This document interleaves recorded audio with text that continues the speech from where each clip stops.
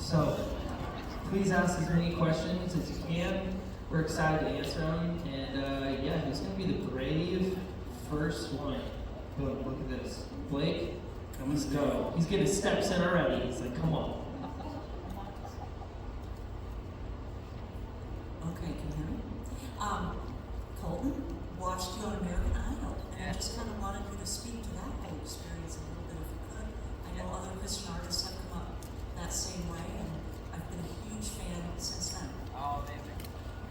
Thanks for watching the show. Did anyone else watch American Idol? Okay. All right, several people. I love it. Voted. That's the correct response. American Idol is wild. It's never what I had envisioned for my future. Growing up wanting to do music, no idea that would be the door that God would open to get me to where I am today. But Idol was like, I feel like Idol is like every Christian home's guilty pleasure, right? They like watch it as a family, and we were no exception. We watched it as a family as well since Kelly won season 1, and loved the show. But my sister's the one who really wanted to go out and audition, so I went with her, stood in line, waited outside of an arena all night long, and as we're waiting out there, she convinces me to sing and audition as well, and the rest is kind of history. So she reminds me every time I see her that I owe my entire career to her. So, but yeah, American Idol is an amazing thing for anyone wanting to do music. Would highly recommend. Yeah. All right, next question.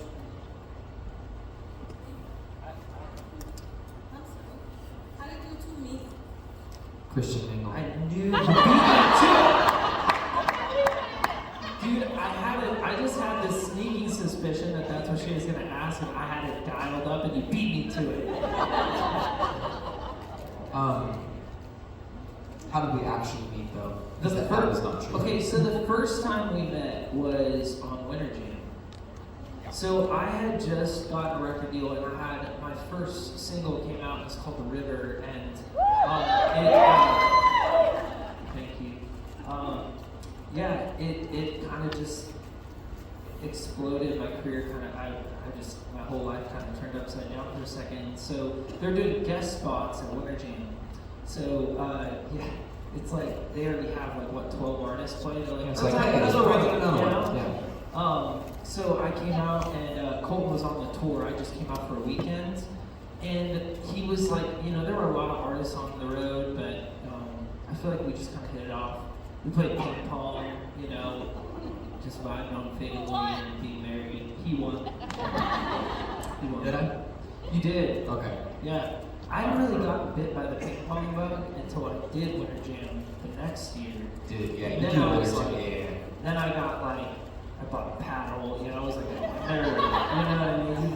You beat me to that. Yeah. I feel like, at least for the dudes on Winter Jam, ping pong is that's it. It's life. And the way Winter Jam works, once you get a system, you don't do sound checks every day. There's not really a lot to do. You're in a cool city, but it's winter, so you don't really want to go outside. So they set up a ping pong table, they carry it around, and before the end of the tour, you're buying a ping pong paddle. That's just the way it goes. Yep. And you're actually pretty good, and everybody's actually pretty equally good. So then all of a sudden you get crazy competitive. Anyways, we should answer more questions. All right, who's next? What's your favorite food? I don't think we would ask this one. Oh, it's a new one. I like that. You go.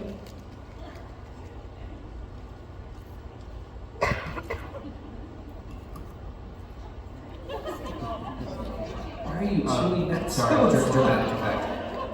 You're welcome. Man, I like a good steak. I'm a steak guy. However, if we're talking favorite junk food type, pizza all day. Yeah. Hey, I love me some sushi. We actually, not that long ago, had a really good sushi spot. We did. My guy, look at you. Come on, dude. Very Speak sophisticated. my love language, bro. Come on. This is the hardest question ever for me because I'm a massive foodie and I love to cook. So, think I'm supposed to say steak because I cook on a Traeger grill. You check that off. Yeah, you can check that off my endorsement. No, I would say if I had like my favorite meal. Have you guys ever had gnocchi? It's an Italian potato. Yeah. So there's a spot in my hometown that makes the best gnocchi Alfredo. They make homemade meatballs. It's absolutely lights out. It's probably my favorite meal. So yeah. It's in Clovis, California. Yep. Hey, let's go. It's called Luna's Pizzeria. Yep.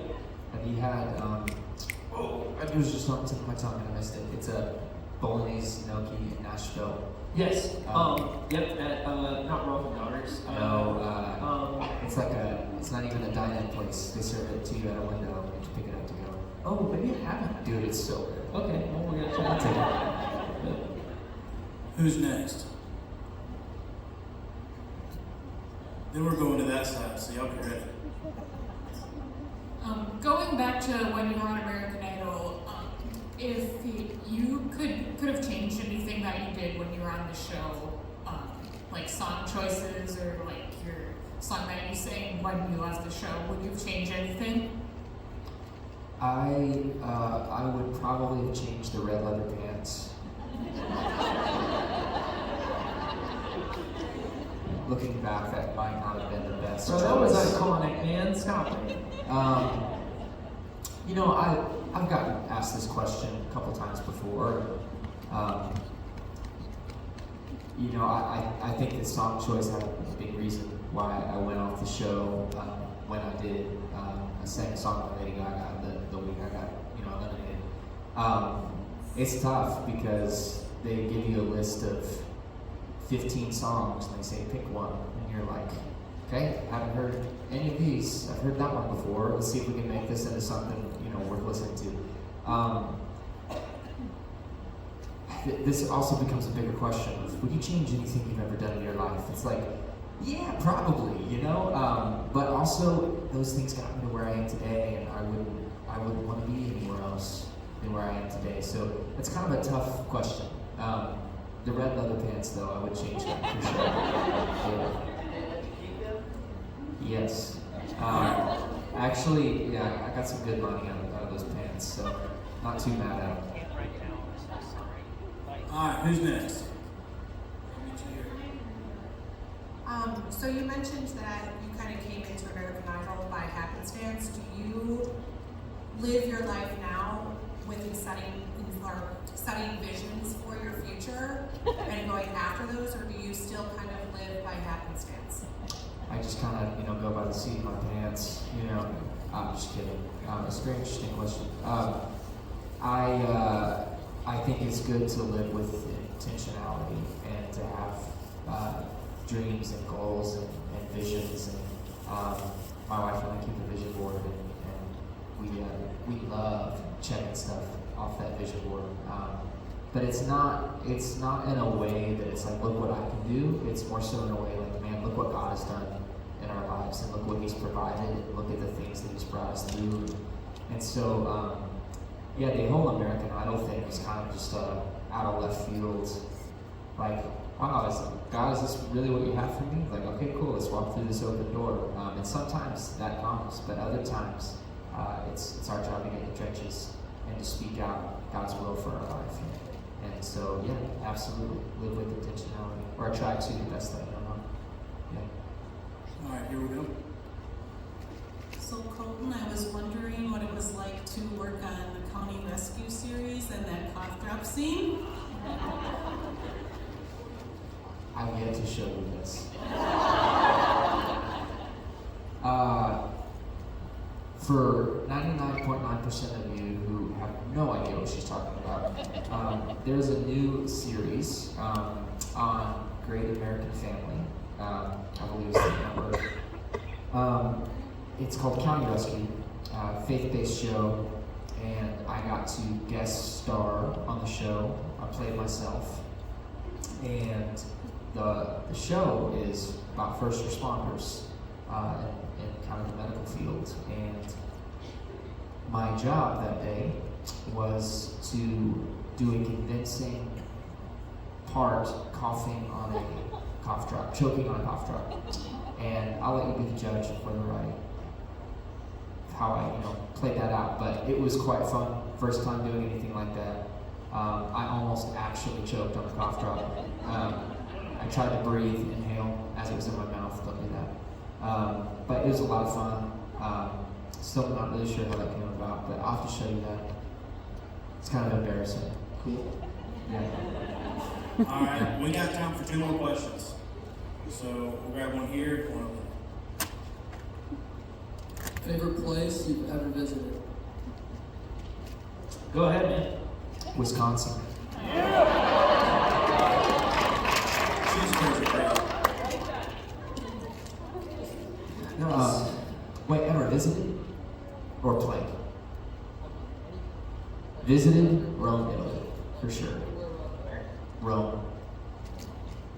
We took a cruise last year to Rome. My little brain just almost exploded. Loved it so much. Man, I don't know. I have like 10 places that I love, that I just genuinely love being at. But anywhere in the mountains for me, I'd probably, I don't know, probably Jackson Hole, Miami. Yeah. All right, last question. If you guys could choose one of you guys' favorite songs, what would it be? Glorified by Jordan Feliz.